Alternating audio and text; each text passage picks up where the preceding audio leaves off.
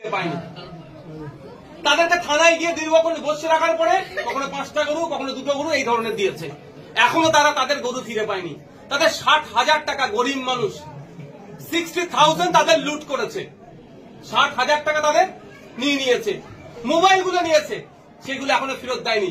আমি মাননীয় বিধায়ক মহাশয়ের কাছে অনুরোধ করব, ওই যে মূল হোতা পারিজাত গাঙ্গুলি যিনি আছেন, তাকে গ্রেফতারটা করাতে বলুন। গরিব মানুষ কে চাষের জন্য 2টো বলদ নিয়ে আসছিল, তার ধর্মীয় পরিচয় মুখে দাঁড়িয়ে আছে, তারপরে আক্রমণ চালাও। তার ধর্মীয় পরিচয় মুসলমান, আক্রমণ চালাও, বিদ্বেষের রাজনীতির বীজ বপন করো। কেন হিন্দু মুসলমানের মধ্যে লড়াই হোক, এটা ওই যুব নেতারা বা তাদের দলেরা হয়তো চাইছে। আমরা এই লড়াই চাই না। আমরা চাই ওই বিজেপির যুব নেতা কি গাঙ্গুলি, ওর নাম পারিজাত গাঙ্গুলি, ওর বিরুদ্ধে এবং আর ওর সাথে যে টিম ছিল তাদের বিরুদ্ধে অ্যাকশন নিক পুলিশ।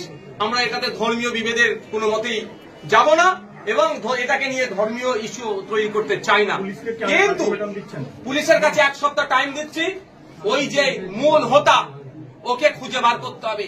ও যে শ্মশানে গিয়ে লুকিয়ে থাকুক আর কবরস্থানে গিয়ে লুকিয়ে থাকুক, ওকে খুঁজে বার করতে হবে এবং সর্বোচ্চ শাস্তি দিতে হবে।